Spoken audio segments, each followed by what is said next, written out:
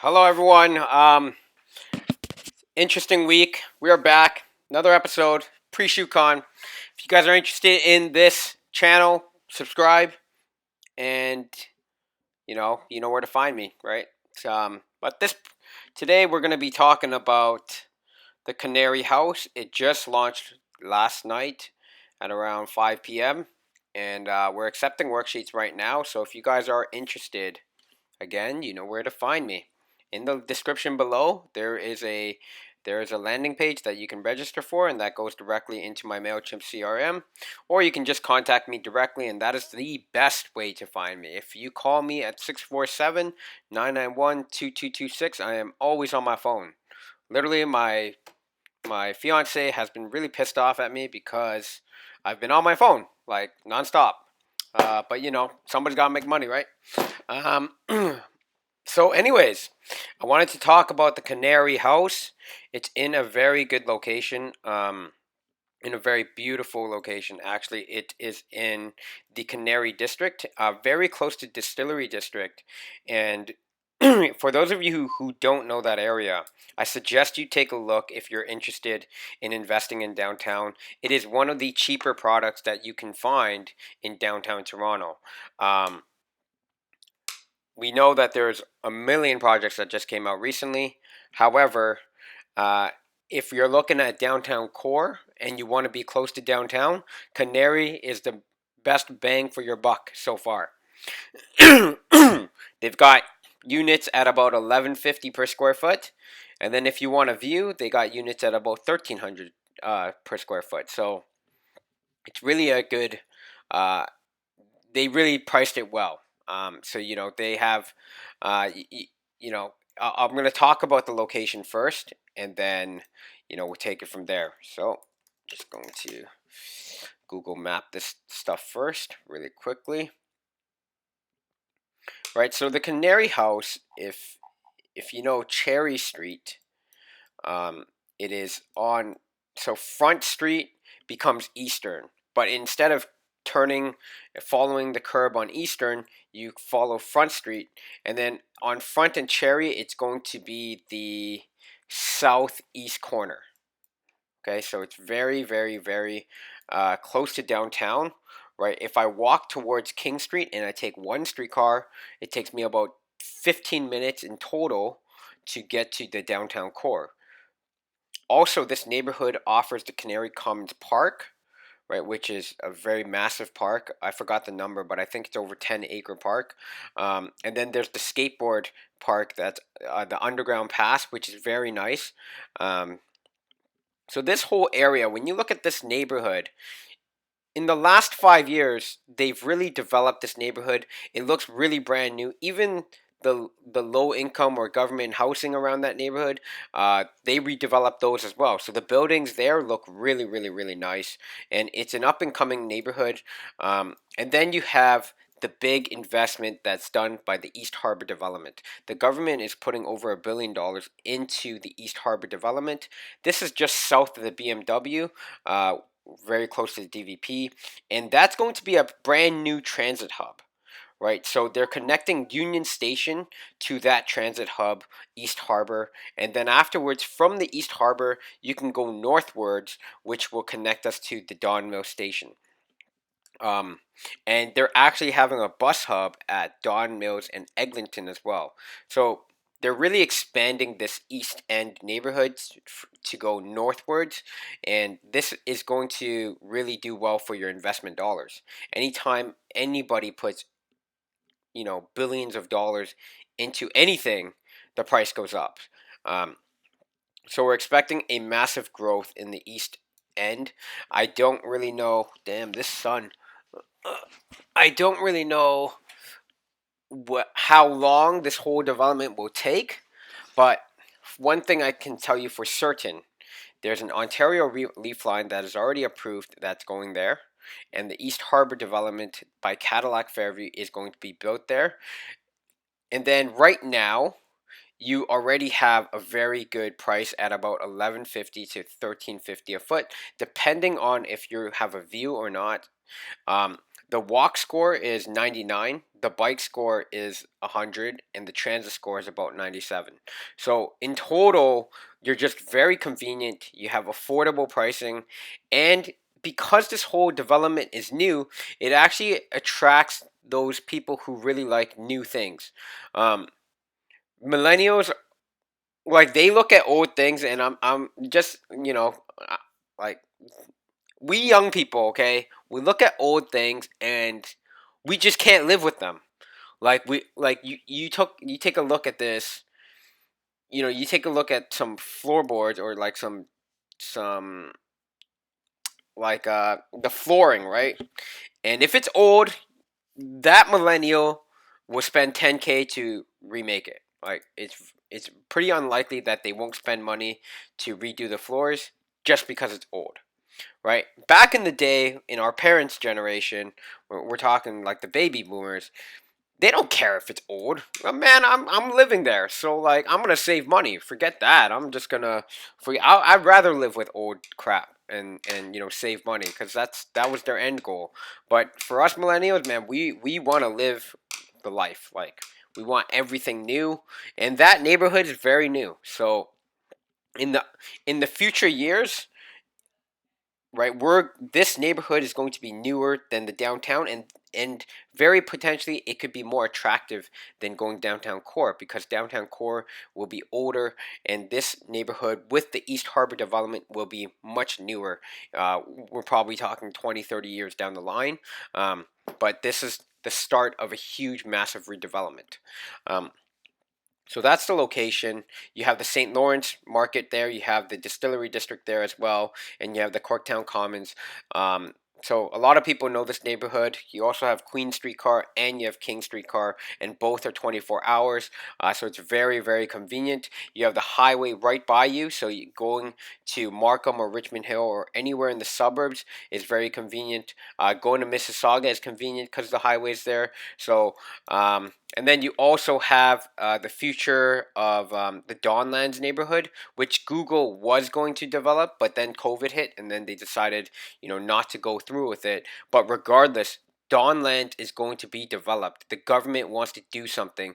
They tried to sign a contract with Google. It didn't work, but mark my words, they are doing something with the land. I drive by there a lot, and you can see that there's work being done. So regardless, if Google's not going to go there, someone else is going to go there and take over the land. So that this whole east neighborhood is going to go undergo a massive development change. Now, let's get into the good stuff, because I don't want to talk too much about the location. So this project, the deposit structure, we're looking at $5,000 on signing, balance to 5% in 30 days, 5% in 150 days, 5% in 600 days, and then 5% on occupancy. Occupancy is expected to be 2024 of September. So, how I like to think about this, because that's so many numbers in my head, you need to pay 15% within 600 days, and then another 5% in 2024. That is the deposit structure. 15%, 600 days, 5%, 2024. Okay? Um, there is EV parking in this for $90,000, and there's regular parking for $80,000. Okay, it's 680 square foot units and above can buy parking. Any other units will be on the wait list. I don't know if any client who I've talked to knows that if you want to buy parking in the downtown core, majority of the times you're gonna have to buy a 2 bedroom. Why? Why do I have to buy a 2 bedroom to buy parking? Why can't they give me that parking? Well, unfortunately, the the government does not allow the developers to do a 1-to-1 ratio with the unit count and the parking count. And therefore, let's say, for example, in this building there's 206 units and there's only 50 parking spaces available. Well, then they can't give the 1 bedrooms parking, because the larger units are going to need parking, and so they reserve uh, they reserve the parking spaces for the larger suites. And so that's what's happening in the city of Toronto. Anytime you get into a brand new development, you cannot buy parking for any studios or any one bedrooms or any one plus dens. Most of the times you'll have to go on the wait list. And if the larger suites finally decide, I don't want to buy parking. This is an investment, or I don't need parking. I can walk everywhere. It's downtown. What do I need parking for, right? Then the one plus dens have the opportunity to buy parking. But in the very beginning, it is always reserved for the larger suites. Now, I'm going to get into the pricing right now. The maintenance is 64 cents per square foot. Electricity and water will be individually metered. Okay? Now, pricing. We are starting at $590,000, okay, for a one bedroom. Now the sizes here are much more reasonable than what I've seen in the downtown core. Most of the time when we're looking at developments these days, everything is 350 square foot, for a studio, 430 square foot for a one bedroom, 460 square foot for a one bedroom. And then two bedrooms might be like 700 square foot, 660 square foot. And then three bedrooms might be like 800 square foot. But that is not the case in this development here. In this development, if you want some size, right, then you are getting it. So for $590,000, you can buy a unit that is a one bedroom that's 515 square foot. So it's a larger one bedroom already, right? It's a Juliet balcony on this floor plan, and the direction is facing east. It starts on the third floor. Okay, so that's amazing. I mean, you're getting size, and it. You're getting a Juliet balcony. That's not the greatest because people want an actual balcony. Um, but yeah, you're getting size and you're getting a decent price, right? Under 600,000 for a one bedroom is very good right now in the downtown for pre-construction. And look, it is 11.45 per square foot for that unit. So price per square foot, price and size all work in your favor. Location is not downtown core, yeah, I get it, but you're definitely in a brand new, very uh, developing neighborhood, and you're only one bus away from work. So this is very convenient, and has a lot of bike trails, and there's a lot of nature around you. So this is a really good place for people who want to be somewhat close to downtown and just need one bus away to get to work, and they want some reasonable prices for their size. This is definitely a neighborhood you can think of. Now let's look at this other one bedroom. This other one bedroom is 461 square foot. It is starting from the 10th floor. It faces north, and it is 593,900. So price per square foot wise, we're at 1288 per square foot. Still very reasonable, but because you're on the 10th floor, you will get a view. So with a view, you're at about 1300 a foot, right? With a view, you're at about 1300 a foot, which is very good. I just checked yesterday downtown to try to find my client a view in the downtown core, and it's anything above 30th floor is very, very, very tough to find, and we need to look at 30th floor above in downtown core because in downtown core there's so many skyscrapers, right? Anything between 10 to 20, you're going to see massive amounts, but 30 plus floor um, like 30th floor and above is there's not that many buildings that are over 30 stories tall. There's still a lot, but like you would probably get a very good view as long as you have some distance between your 30 something story condo and another 30 something story condo. And really, when you look at the resale market, and there's like no units with a view, and all the units that have a view, they're getting offers really quickly. um, so to get a view on the 10th floor for about 1300 a foot in a location that is about 10 minutes from downtown core, it's a very reasonable price again. So this price, I would say, if you want to be close to downtown, you want walking distance, and you want all the benefits that pre-construction has to offer, this is a good project to put your money in. Um, Now the one plus den. Let's get into the one plus den. The one plus den. This one is they have some pretty small one plus dens. Damn, 491 square foot, 671 900, and so that comes out to about not one 490 square foot, 671. Oh, there we go. That comes out to 1370 a foot. So that is the most. That is the priciest price per square foot in this project right now, and that's because it's facing south. It's a one plus den, and it's got an 83 square foot outdoor space. So it's got three things working for it, right? It's got a balcony, first of all, a pretty large balcony too, 83 square foot.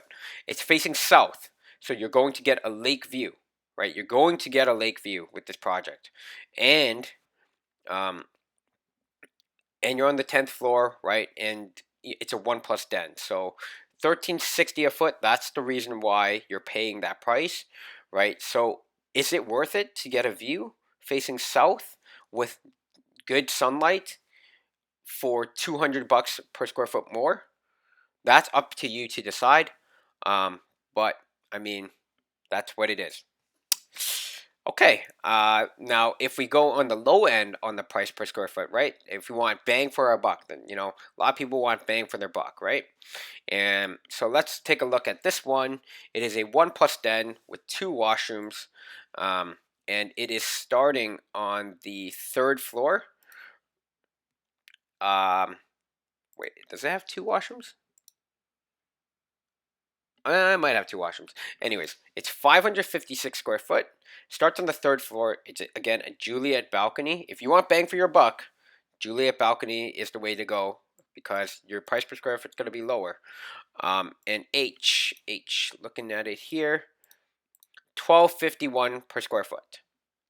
Okay, the one plus dens in this building are the highest price per square foot, and every single building has been like this, right? If you, when you buy a one plus den, because everybody wants the one plus den, they want the versatility of that extra room. That extra room, you can make it an office, you can make it a baby room, you can make it your a roommate's room, right? So that extra den really gives a lot of versatility, and that's what the consumers seem to want, which is why usually bang the price for your size, it doesn't work in your favor for buying a one plus den. So that's to give you an idea. Now when we go larger, two bedroom 651 square foot, facing southeast, asking for 817,900. That is the M model. The M model, 1256 per square foot. They have some at 1190 per square foot. This one is 667 square feet with a 10, starting from the 10th floor, and is 145 square foot outdoor balcony, and it is 1190 per square foot. Okay, so in general, I would say on average they're at about 1180 to about 12 a foot on average for this building. Um, so that's kind of what we see. So the two bedrooms start at about $780,000, and they range all the way up to $900,000. The three bedrooms, they start at about $980,000, and they go all the way up to 1.14. They have units as big as 954 square foot. Um, Usually, the bigger units, you get it lower price per square foot. But in this case, I mean, even the biggest unit is at about 1123 per square foot.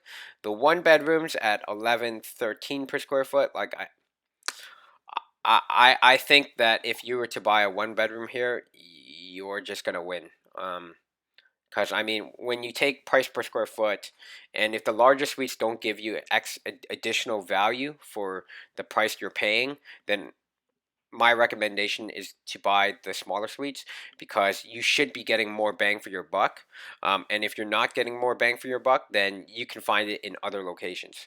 Like, for example, 8 Wellesley right now. If you're to buy a three bedroom, you can buy a three bedroom at 1,000 square foot for, no, sorry, it was It was 1220 square foot, and you can buy it for about 1.25, right? So just in general, that's just over 1,000 per square foot. But right now, right here, we're at 1150 per square foot for 945 square feet. You're paying 1.14 for 940 square feet, but at 8 Wellesley, you're paying 1.25 for 1220 square feet. So the bang for your buck works better in 8 Wellesley, and 8 Wellesley is definitely a better location in terms of investment. You're closer to Yorkville, you're closer to the subway, and you're closer to work in general. You got U of T there, right? You got Ryerson there. So if you're looking at a large 3-bedroom suite, I do recommend buying the 8 Wellesley over buying here. If you're looking at a smaller suite, right, the 1-bedroom, 1+den, this is a very good location. Now, if you're looking to live in the suite, right, and you're looking to grow a family, then this might be a better location for the 3 bedrooms and the 2 bedrooms too, because it's not as busy. You have the parks around you, and you have a little bit more of a quieter lifestyle for for your babies and for your children. Um, you know, you're getting a bit more space, right? So in general, that's kind of my opinion with this project. Um, Smaller units, you're going to do very well regardless. This price per square foot is, is amazing for the smaller units. The 3 bedrooms, the 2 bedrooms, if you're looking for a family or to live in here, this is definitely a good location to raise up your family. In terms of investment, I'd rather you guys go to 8 Wellesley to buy the larger suites at 3 bedrooms. The 2 bedrooms here are actually still very, very well priced. The 2 bedrooms at 8 Wellesley, they're also pretty high, like 13 a foot, 14 a foot, 1250 a foot. So I would probably still even buy the 2 bedrooms in Canary over 8 Wellesley. Um, but who knows, right? I mean, if I could predict that the price would go up within within 3 months, I'd be a fortune teller. I'd be a millionaire. I'd be richer than Bill Gates. But nobody can predict what's going to happen. So I mean, that's all for today. That is what I have to say with this project. It has already launched yesterday. We're asking our clients to submit worksheets now. If you guys have any questions, call me, right? 647-991-2226. If you guys like my content, subscribe, and I'll see you guys next time. And I hope to have a conversation with you in the near future. Take care.